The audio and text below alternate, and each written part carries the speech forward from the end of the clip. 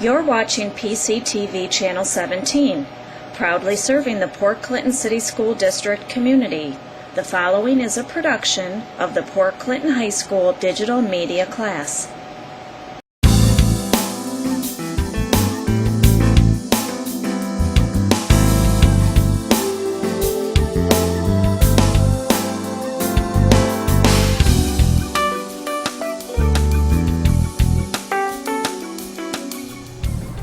Welcome to Time for Health. I'm your host, Rachel Fall, and we're very glad you've joined us.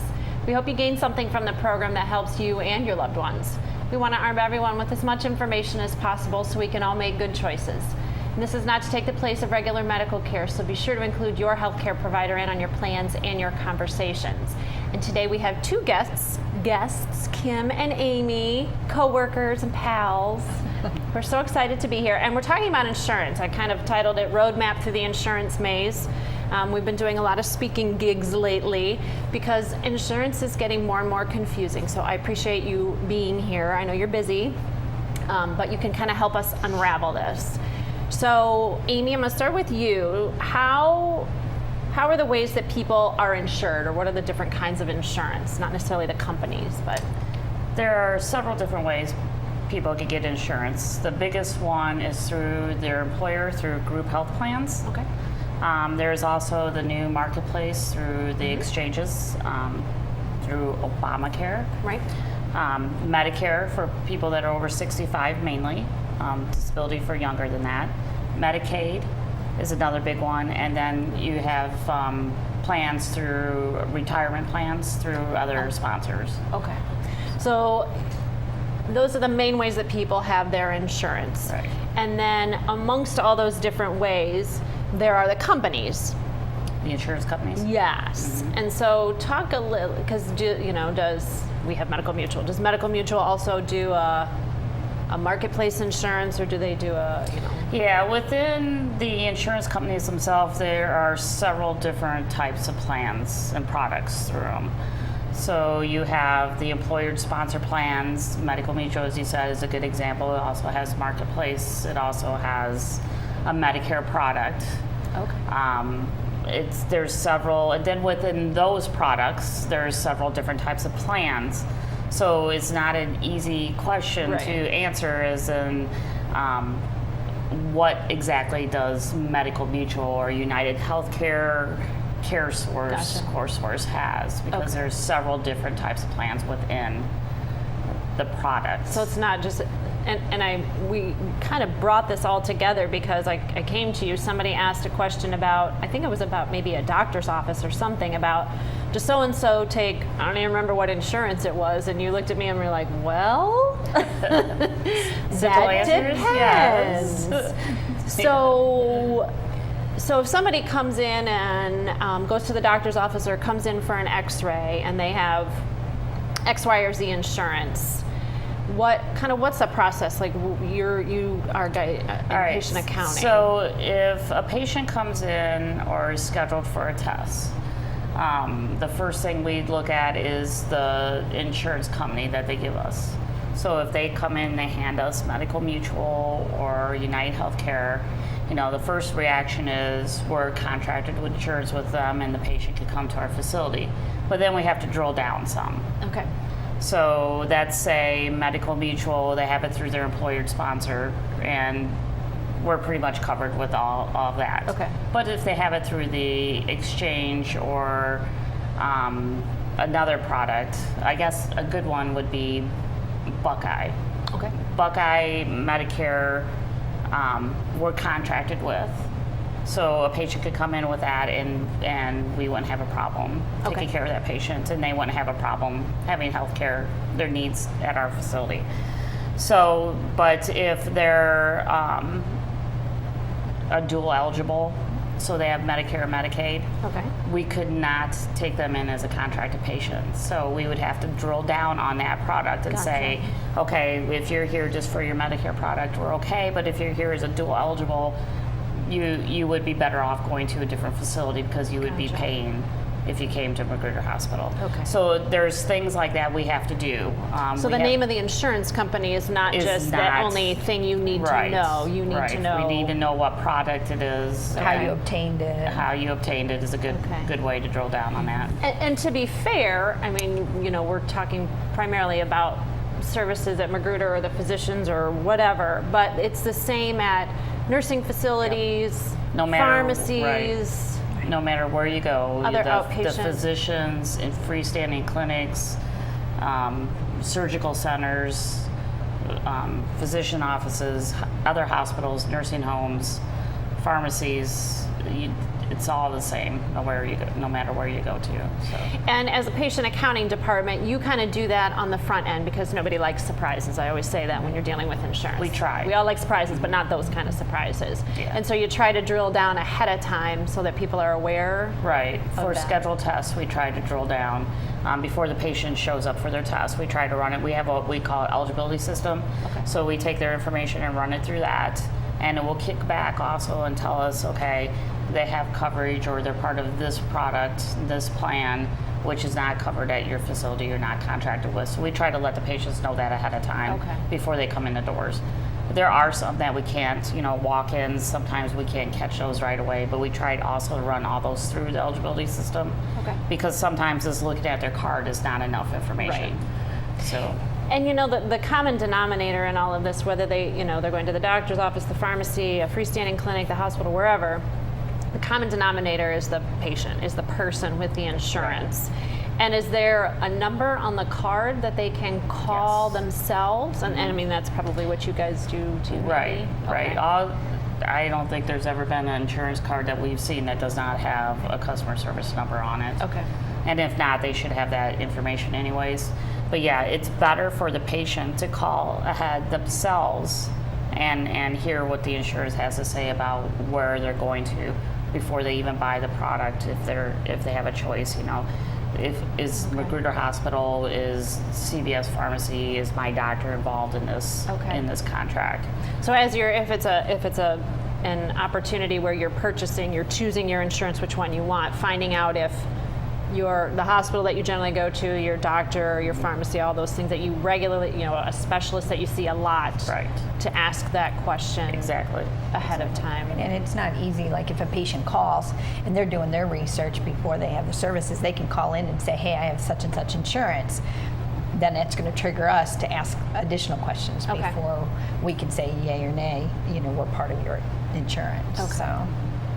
And then should they also ask, when they make an appointment, should they also ask that, at the doctor's office or before they do the x-ray or whatever, just let them know? It would always, to me, but That's again, your we world. work in the industry. Right. But as when we talk to people, we try to get them more involved in their in their insurance.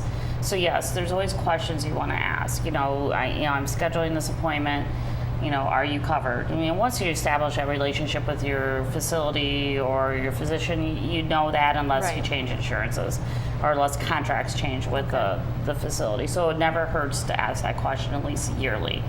But at the same time, when you're scheduling a test, then you want to call the insurance company up and ask the same thing. I'm scheduled for a CAT scan of the head, am I going to be covered under my plan for that? And we ask the same questions at the hospital. So, but sometimes we get different answers. I was going to say, is there ever a patient calls and says, and you call and ask and you get a different answer?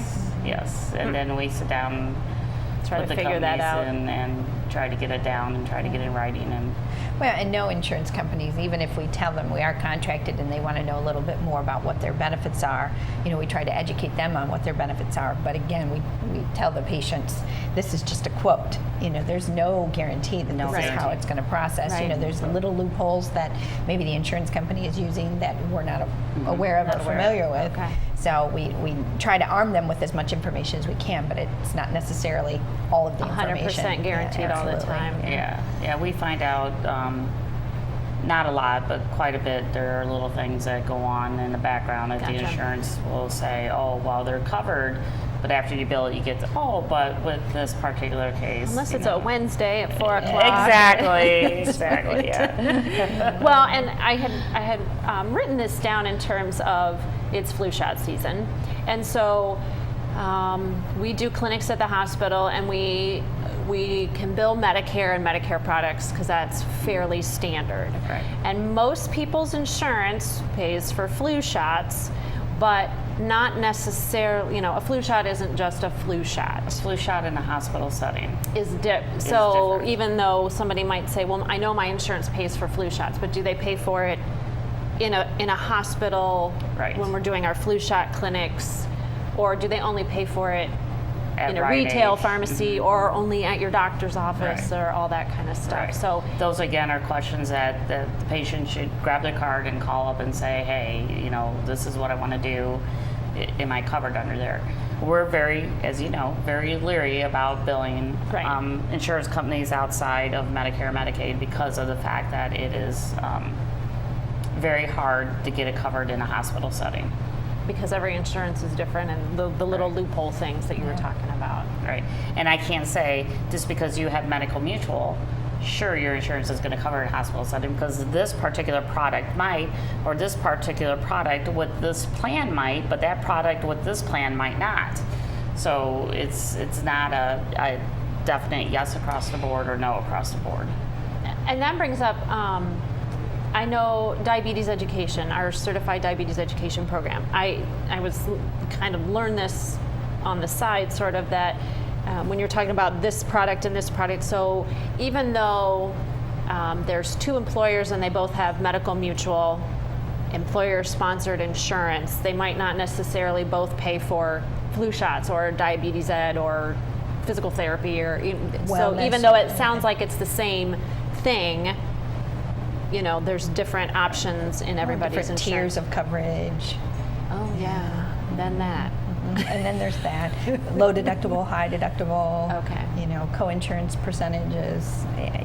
And the there's Affordable nothing. Care Act, even in the background, diabetic is a good example of that. Yeah, absolutely. Because your insurance and your product and your plan may not cover it, but the Affordable Care Act does. Through the healthcare reform. Yeah, so there's always that little niche in the background too that we gotta watch for now. So what would be your, it sounds like your key takeaway from this part would be ask your insurance, ask your Ask provider questions. all the time, every Ask time, questions, because, Lots of questions. and luckily, you guys kind of do that on the front end as much as possible, so there aren't surprises. Right. But there's still surprises. But there's still surprises. Less surprises. Yeah, You don't want as surprises. many surprises. Right. Okay, awesome. All right, thank you very much. All right, we're going to take a break and we'll be right back.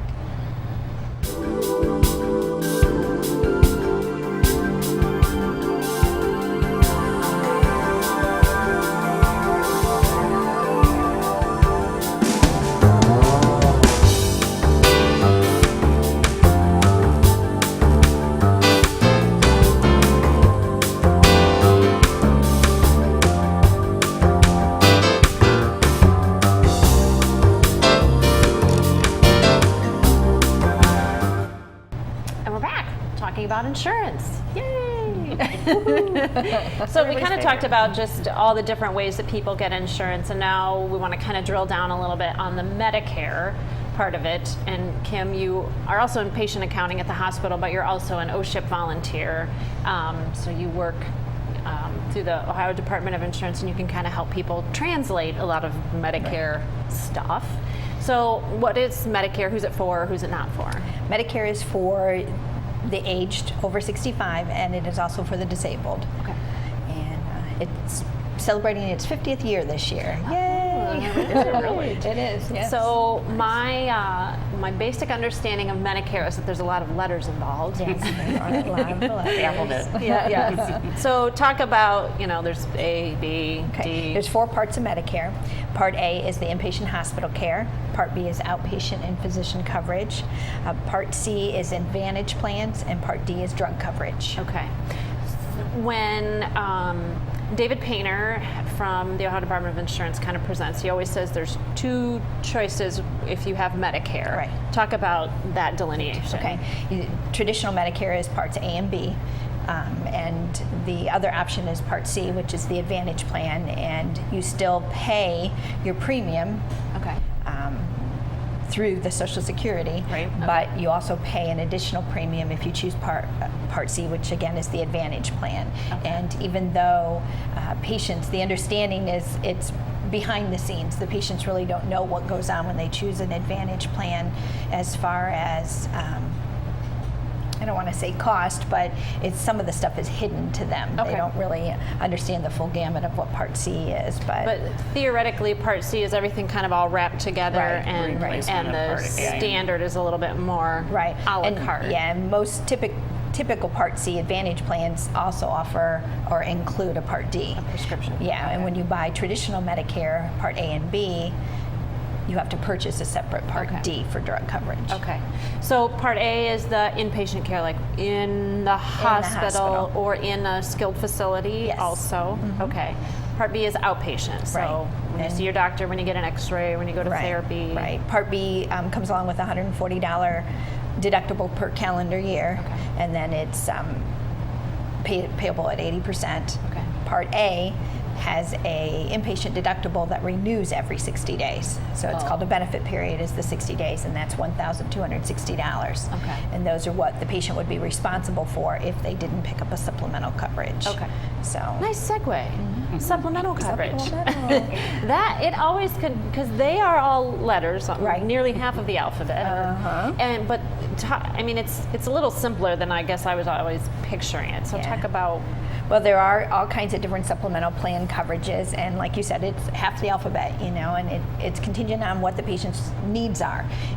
Obviously, the higher the premium you pay, the better the benefits. The lower the premium, the less benefits. Okay. So you can go from just basic coverage and just get your co-insurance paid for and like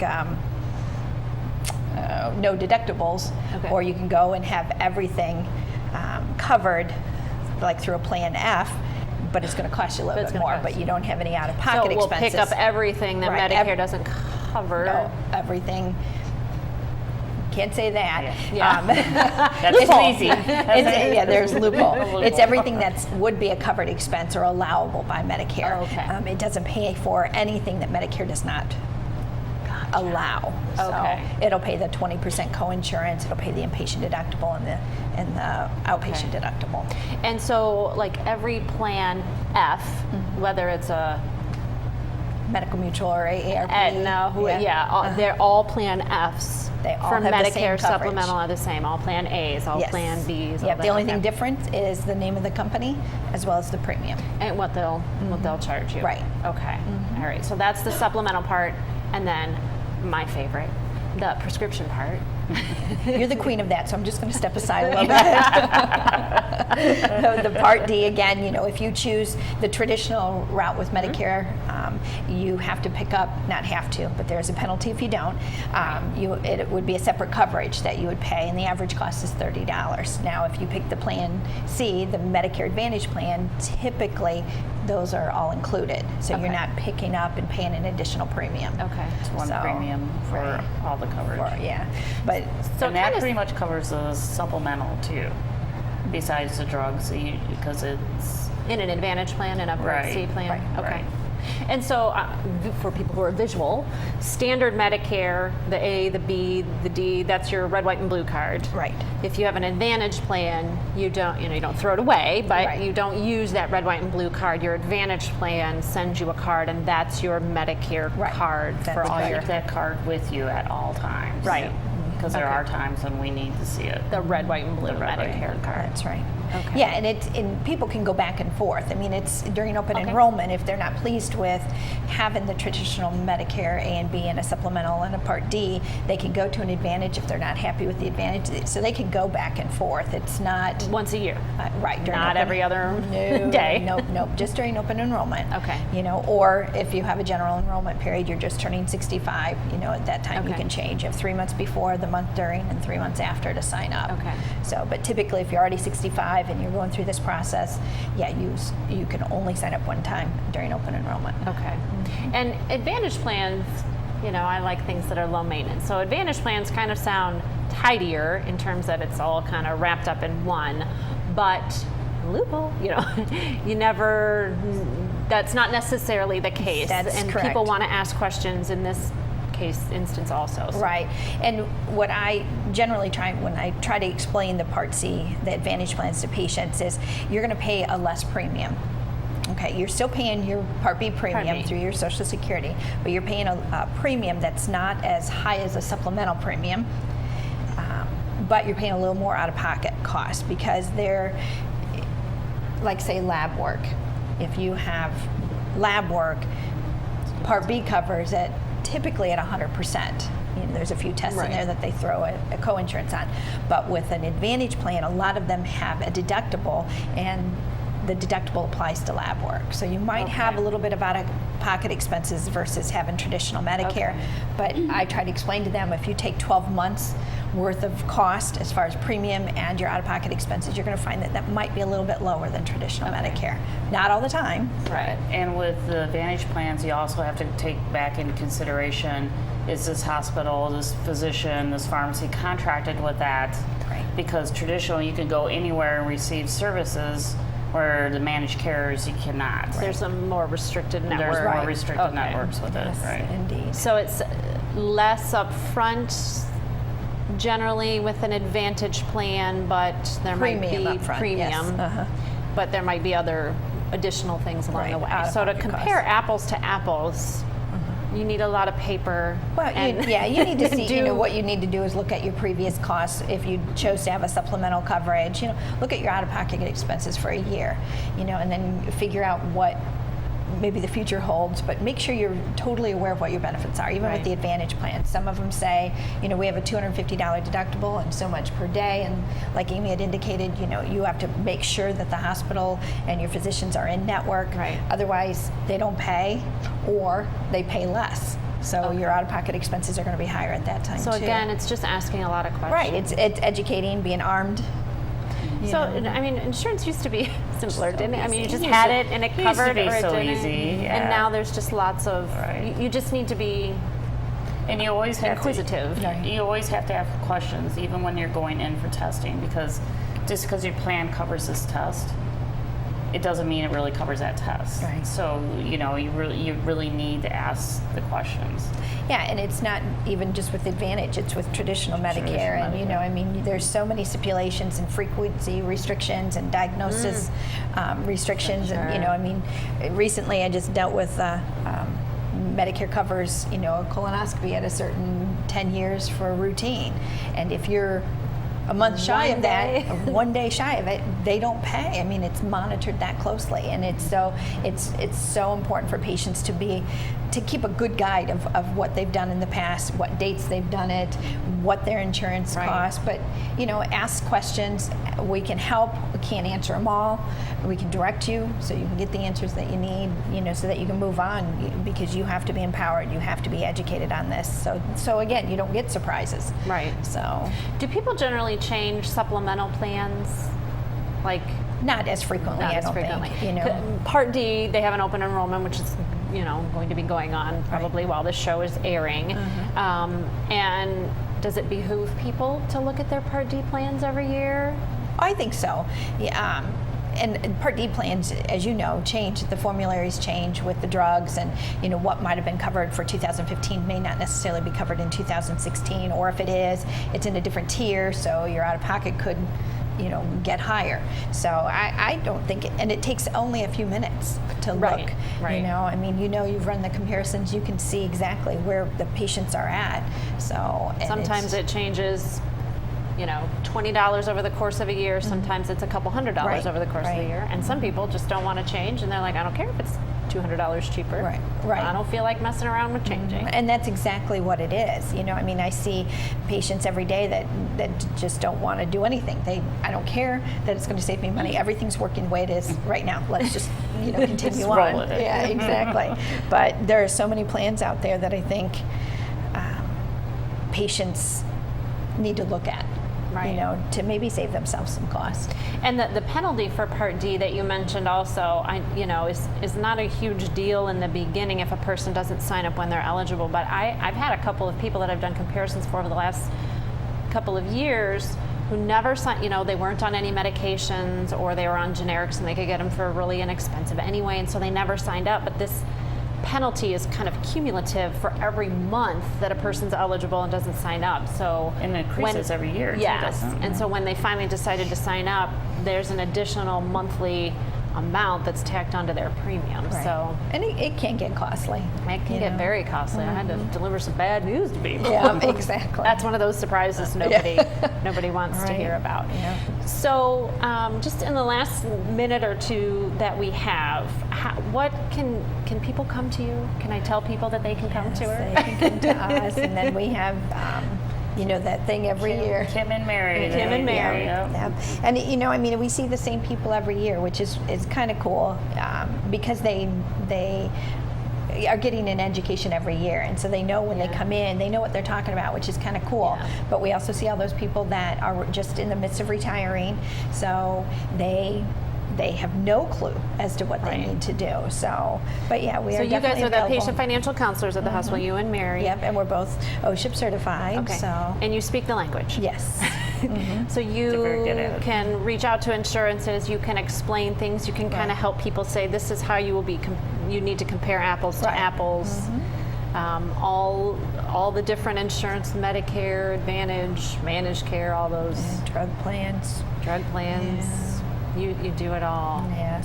So we don't necessarily have to be experts from what we've learned today, but kind of knowing where to go or the questions Right. to ask or call the number on your card. And kind of it's a thing. forever changing too. I mean, what may be right this year is going to be different next year. Right. So, we try to keep up on all of that as well. And again, we may be considered experts, but we don't know all the answers. But we have a great resource with the Ohio Department of Insurance, Right. the OSHIP division. So, and they're real key to our knowledge. What they educate us with. So it's very important. All kinds of resources. We have guides, the Medicare and You handbook that we know that gets mailed to all of the beneficiaries every year. That's a great tool. The Medicare.gov website.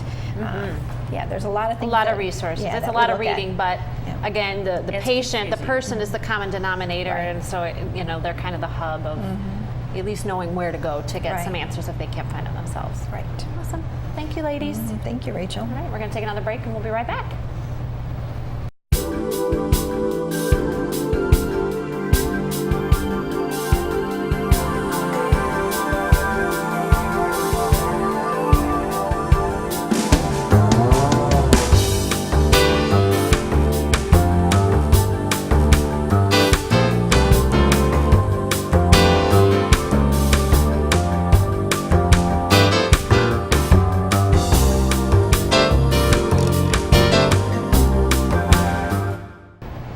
And we're back. I want to thank Kim and Amy for being our guests today, talking about a very confusing but a very important topic in terms of healthcare is the insurance part, and it changes all the time. So we're very glad they're here as resources. To contact them, you can call the hospital main number. It's 419-734-3131, and then you can dial extension 3509 and talk to one of the patient financial counselors. No matter what your question is or what your insurance is, just call and ask. If they don't know the answer, they likely know where to send you to get the answer. So thank them for kind of breaking apart some of the confusing things for insurance. So if you ever have feedback about a program or a suggestion for a future episode, please let us know by sending a note to Time for Health, 615 Fulton Street, Port Clinton, Ohio, 43452, or you can email Carla Pelz at the high school, cpelz@pccsd-k12.net. So think about something that you learned today, whether it's useful for you or for somebody that you know and love. Share the information, and until we meet again, I encourage you to make time for health.